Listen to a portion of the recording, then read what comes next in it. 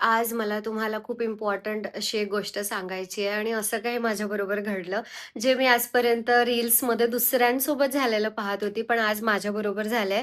मला एक मेसेज आलाय, अननोन मेसेज. त्यात असं लिहिलं होतं, मी एक कुर्ता सेट ऑर्डर केला आहे. ₹208 त्याचं बिल आहे आणि तो आज डिलिव्हर होणार आहे. तर मला मेसेज येताबरोबर मी पाहिला, की मी तर असं कुर्ता सेट वगैरे काही ऑर्डर केलं नाही. ही ऑर्डर Meeshoवरनं आहे. मग मला असं वाटलं, होऊ शकतं चुकून यांच्या फोनमधनं झाला असेल, तर यांच्याही फोनमध्ये ऑर्डर नव्हता.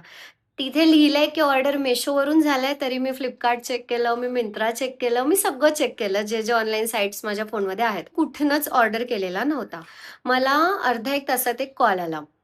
की मॅम तुमचा ऑर्डर आहे आणि मी आलो आहे. तुम्ही आप कहाँ पे हो?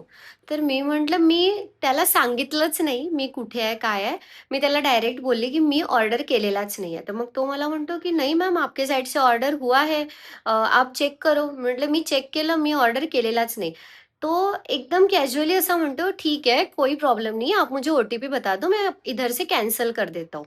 मग मी फोन कट केला. मग त्याचा पुन्हा फोन आला. की "मॅम ओ-टी-पी सेंड किया है, आप ओ-टी-पी बताओ." म्हटलं, "मी ओ-टी-पी कशाला सांगू? जिथनं तुला ऑर्डर आलेला आहे, तिथनंच तू त्याच याच्यावर कॉल कर आणि ओ-टी-पी माग. मी कशाला ओ-टी-पी देऊ? मी तर ऑर्डर केलेलाच नाहीये." मी पुन्हा फोन कट केला. त्यांनी मला ओ-टी-पी पाठवला. रिसेंट 2-3 त्यांनी मला ओ-टी-पी पाठवले आणि मग त्यांनी मला कॉल केला. जिओ स्पॅम अलर्ट असं. आता का बरं असं लिहून आलंय? कारण पहिल्यांदा त्याचा कॉल आला ना, तेव्हा असं लिहून नव्हतं आलं. माझे जीजू आहेत, मग मी त्यांना फोन केला, की "भाऊजी असं काही होतं का?" मग भाऊजी मला बोलले, की "अंशू ते स्कॅम आहे. तू ओ नाही दिला ना?" म्हटलं, "मी नाही दिला ओ-टी-पी. तू ओ दिला नाही, टेन्शन घेऊ नको, काही होत नाही." हा व्हिडिओ मी यासाठी बनवत आहे, कारण मॅक्सिमम टाईम काय होतं ना, काहीतरी आवडलं, की यांच्या फोनवरून ऑर्डर करून घेते आणि हे यांनाही माहीत नसतं, की मी ऑर्डर केला आहे. मग हे मी कधी मम्मीकडे आहे, कुठे बाहेर आहे आणि घरी तो ऑर्डर आला, तर हे म्हणतात, "अंशू तू ऑर्डर केला होता का?" कधी-कधी विचारतात, कधी विचारतही नाही. ओ-टी-पी पण सांगतात, पेमेंट पण करतात.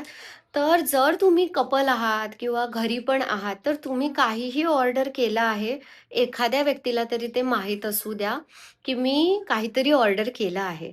जर हसबंड आहे, वाईफ आहे आणि एकमेकांना माहीत नसेल, की तुम्ही काय ऑर्डर केला, तर प्लीज तसं नका करू.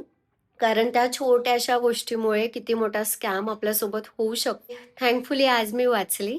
पण तुम्हीही असं लक्षात ठेवा आणि हे माझ्या बाजूलाच होते. म्हणते, "अंशू तू ऑर्डर केलं?" म्हटलं, "मी नाही केला." मग म्हणते, "थांब, त्याला ओ-टी-पी देऊ नको." म्हटलं, "मी तसंही देणार नाहीये.